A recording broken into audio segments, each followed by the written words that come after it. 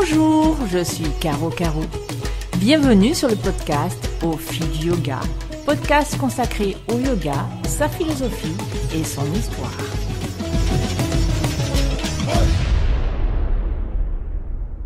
Bonjour, c'est Caro Caro pour un nouvel épisode du podcast Au fil du yoga.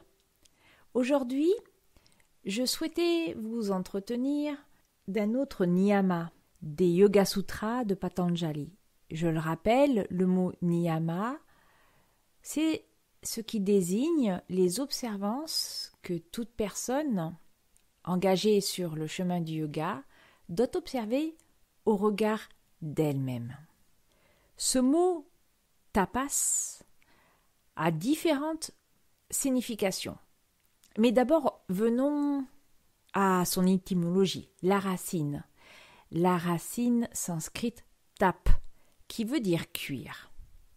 Et à partir de là, vous pouvez vous-même déjà imaginer ce que tapas va pouvoir signifier. En effet, tapas va avoir différentes connotations.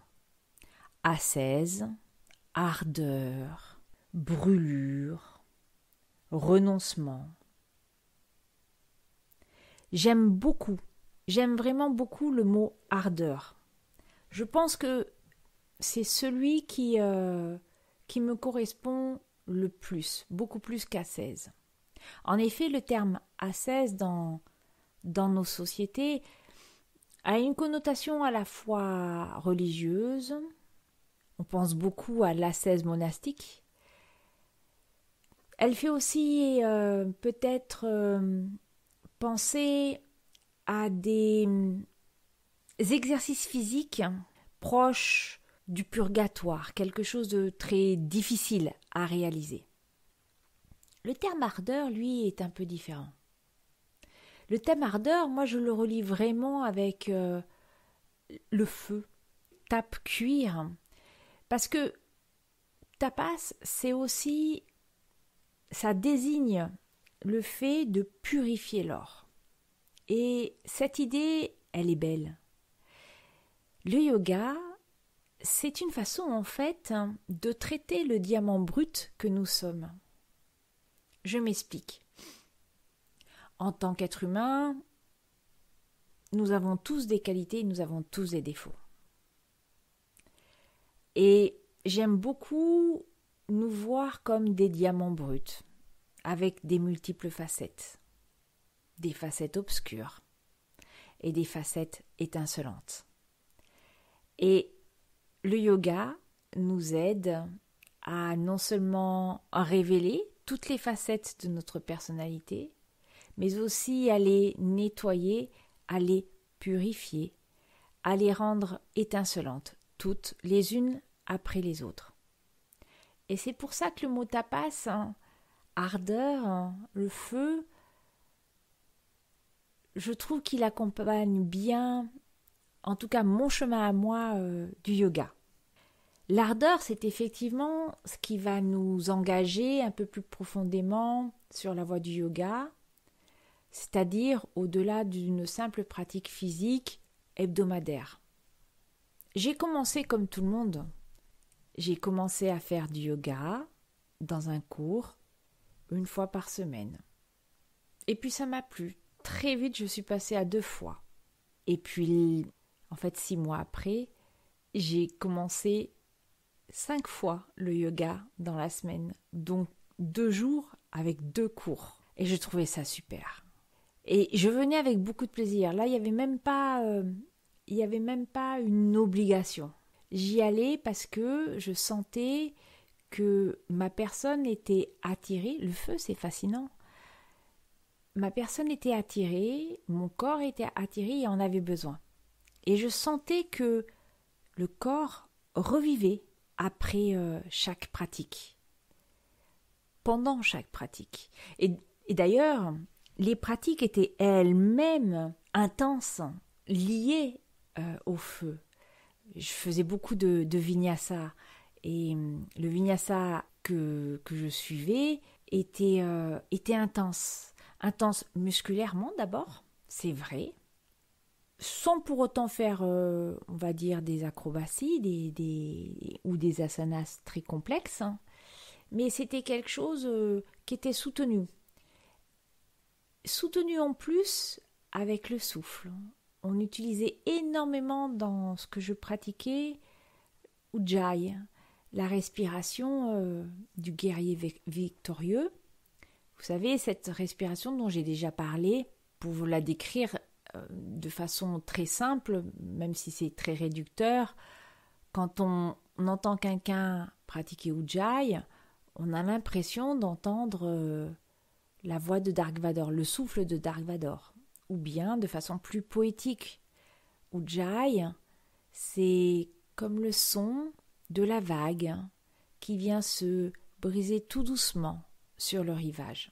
Donc Ujjayi, c'est la contraction de la glotte.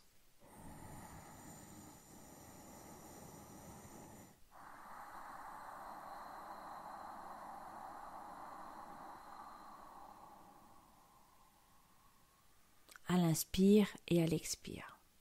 Et en fait, quand on pratique Ujjayi, en tout cas quand moi je pratique Ujjayi, j'ai le sentiment de soutenir l'ardeur de mon corps dans la posture. On a plusieurs façons de faire du yoga. Et cette façon peut varier dans le temps et avec les styles, avec les professeurs. On peut enchaîner, en tout cas c'est ce qui se passe en Vinyasa, les postures très rapidement. Le souffle doit vous soutenir dans la rapidité des postures. Il y a d'autres pratiques où vous restez un certain temps dans les postures et la posture devient intense parce que par exemple quand vous êtes en guerrier 2, imaginez la position de vos jambes, les cuisses travaillent énormément. On sent que ça chauffe au niveau des muscles de la cuisse. Ce feu intérieur que l'on développe à travers toute la pratique physique du yoga avec les postures, donc nous soutiennent. Et c'est aussi une façon de brûler tout ce qui est inutile. On brûle avec le souffle.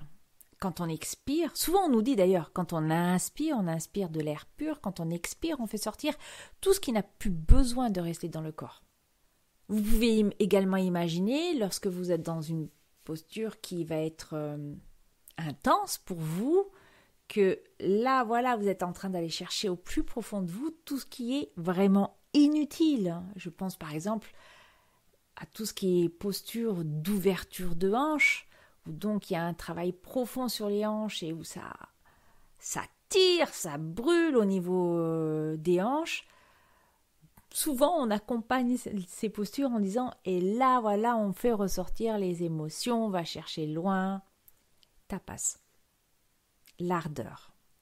L'ardeur, bien entendu, on la retrouve également dans l'ardeur qu'on met dans sa pratique. Cette fois-ci, dans le sens où je répète le plus souvent possible ma pratique. J'installe une pratique régulière, ce qu'on appelle une sadhana. Et elle peut revêtir différents aspects. Certains professeurs vous diront qu'il faut pratiquer tous les matins, une pratique physique. La difficulté, c'est de pouvoir mettre en place cette pratique physique dans sa vie tous les jours. Parce que c'est difficile de tout cumuler. C'est difficile de cumuler un travail, s'occuper de sa famille, de ses enfants, de ses proches, être un collègue, une collègue, un ami, une amie, et tout cela, ça prend du temps. Donc parfois, on n'a pas le temps. Mais la pratique, ce n'est pas que la pratique physique. La pratique de yoga, pour moi, c'est un ensemble. C'est, oui, les postures, mais c'est aussi la respiration. Et la respiration, personnellement, j'essaye d'y penser tout au long de la journée. Bien entendu, je ne vais pas me mettre à faire ce qu'on appelle un pranayama, un exercice de respiration pour contrôler cette respiration, comme l'on fait quand on est sur un tapis de yoga. Mais je vais essayer de mettre en place une respiration lente et profonde, en équilibre, afin de soutenir mon corps. L'ardeur. L'ardeur, on peut aussi la retrouver dans une pratique méditative. L'ardeur, on peut la retrouver dans cette volonté de lire les textes pour se connaître. On a besoin de tapas, l'ardeur, la purification, pour aller vers, souvenez-vous, svadhyaya, la connaissance de soi. Et d'ailleurs, Patanjali, dans le premier sutra du 2e chapitre, qui est ce qu'on appelle le 2e pada des Yoga Sutras, le Sadhana Pada, le premier sutra dit que la pratique du yoga doit réunir 3 qualités, l'ardeur, l'étude de soi et l'acceptation de nos limites ou de Dieu ou d'une présence supérieure. Et la première de ces 3 qualités, c'est tapas. Tapas, c'est ce qui permet de révéler également la vérité, sa vérité. Cette ardeur, elle purifie la personne, elle purifie les actes, les mots, les pensées. Et elle pousse à parler avec le plus de transparence possible, tout en respectant l'autre personne. Souvenez-vous de ce que nous disions lorsque nous avons abordé Satya dans un épisode précédent que l'on traduit souvent par honnêteté, vérité. Sur un tapis de yoga, tapas peut aussi revêtir un aspect bien différent. À travers les différents pranayama, il n'y a pas que la posture, mais vous pouvez réveiller l'ardeur, le feu qu'on appelle Agni, le feu qui est en fait au niveau du nombril, c'est l'appareil digestif. L'appareil digestif pour fonctionner a besoin de chaleur. Votre foie pour fonctionner a besoin de chaleur. Pour réveiller cette force intérieure, ce feu intérieur, et là il y a 2 aspects différents. Certains pranayamas sont très intéressants parce qu'ils permettent de vraiment travailler avec les abdominaux. Vous en avez plusieurs, mais je pense notamment d'abord à Kapalabhati, la respiration du crâne brillant, qui repose sur des expirations forcées et qui ressemble à ceci.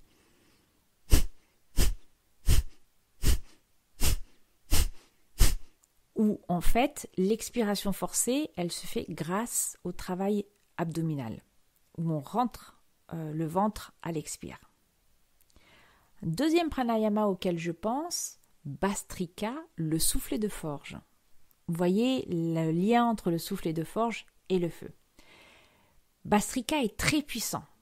Il est légèrement différent de Kapalabhati en ce sens que inspire et expire sont de même longueur. Et ça va donner ceci.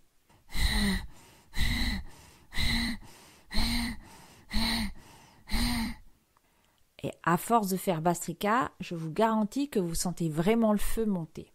Ce feu intérieur, il est également soutenu par l'hygiène de vie. Dans la médecine traditionnelle indienne, l'Ayurveda, une grande place est donnée aux épices notamment chaudes, et il est souvent indiqué de boire chaud pour aider les organes, notamment les intestins et le foie, à mieux travailler.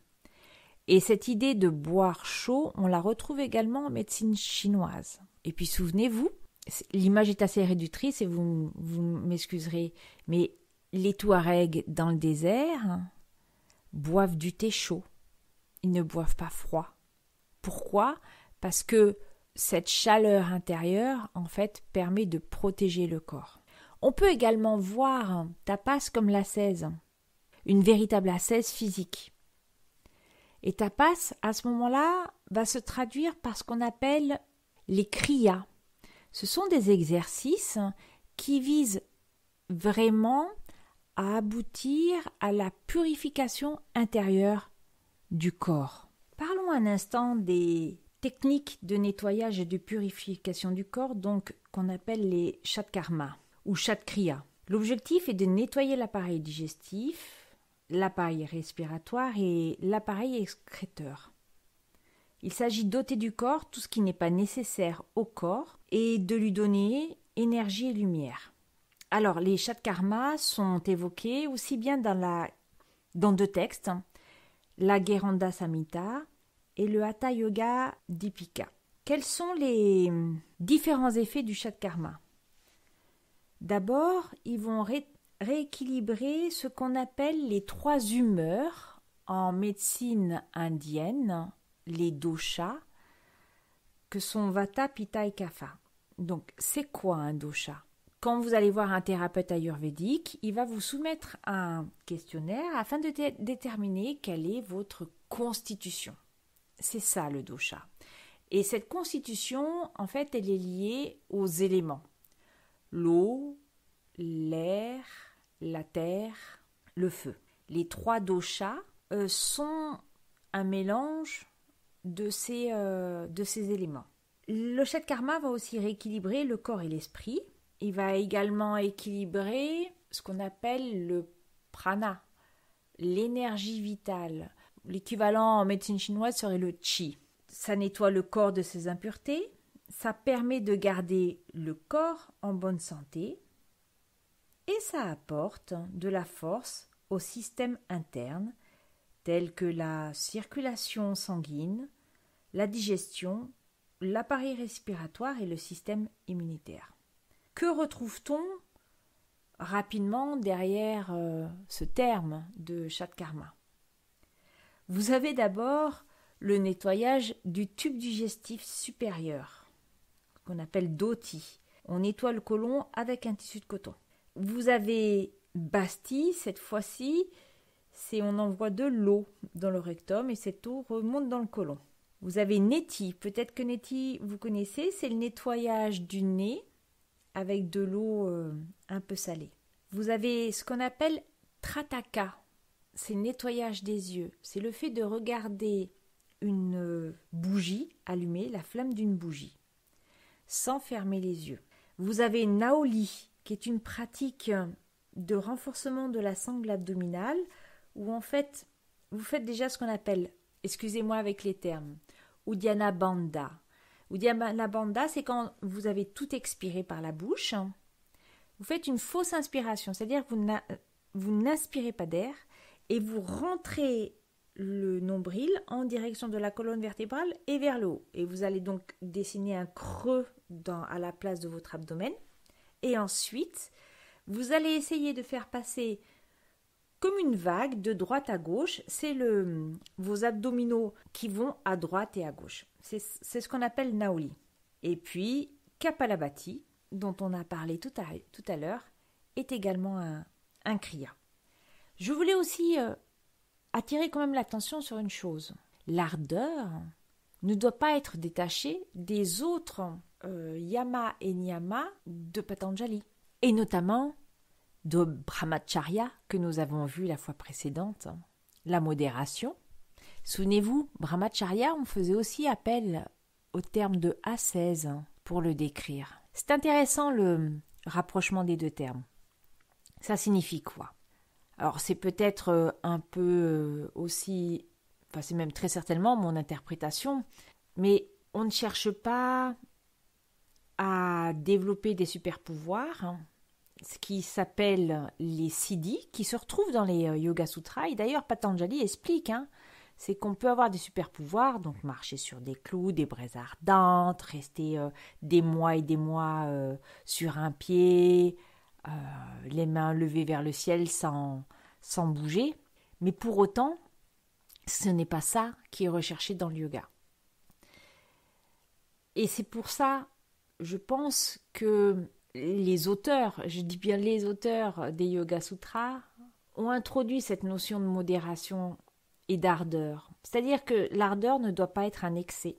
Sinon, on perd tous les bénéfices de ce qu'on fait. Et c'est là où vous devez réfléchir à comment vous êtes engagé sur la voie du yoga. Est-ce que j'en fais trop?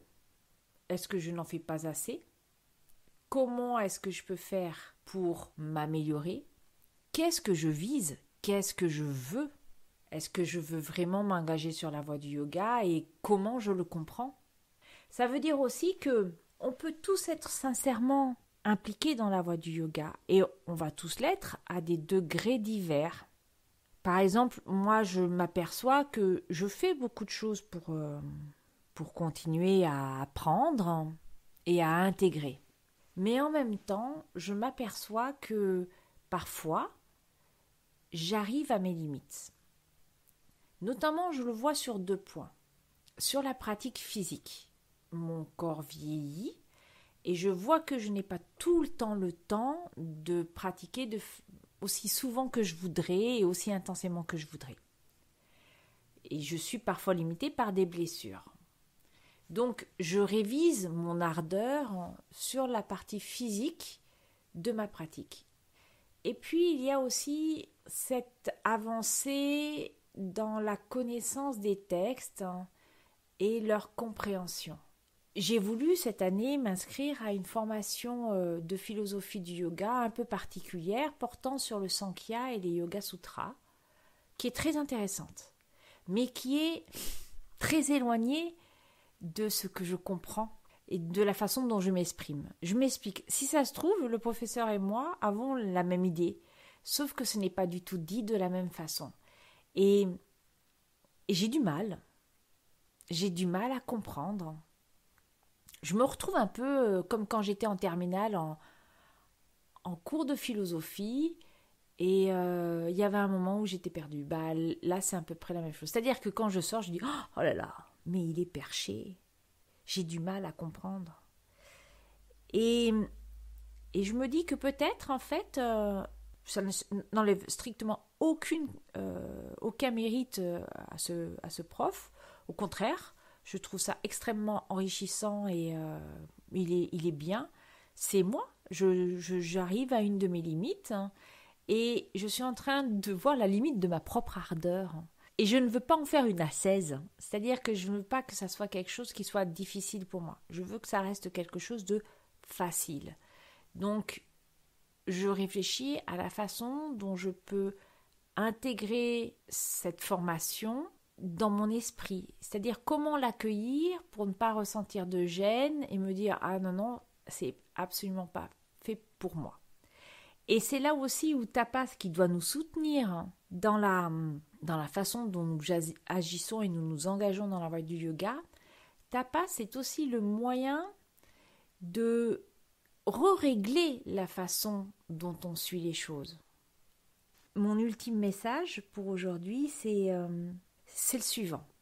Rien n'arrive sans travail. Il faut parfois du temps. C'est pas forcément un travail conscient sur le corps ou sur l'esprit. Mais il faut laisser du temps. Et il faut se dédier. Et j'aime beaucoup aussi, pour traduire le mot tapas, le mot se dédier. Alors, il y a une mauvaise traduction qui est de la dédication. C'est un mot français. Le mot anglais, c'est dedication. Et j'aime beaucoup ce mot-là parce que, en fait, c'est ça. On se dédie, on se donne. Le yoga est une passion, oui, mais c'est au-delà de ça. C'est une partie intégrante. Et quand le yoga devient vraiment une partie intégrante de sa vie, alors tapas, qui parfois peut être difficile, devient quelque chose de très léger et qui soutient régulièrement une espèce de carburant intérieur, de moteur intérieur, mais qui est doux et qui permet d'avancer très sereinement. Je vous remercie de votre écoute et je vous dis à très bientôt.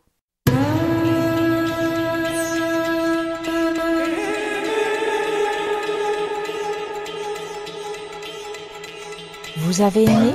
Alors n'hésitez pas à nous le dire en nous écrivant à l'adresse suivante: aufilduyoga@gmail.com.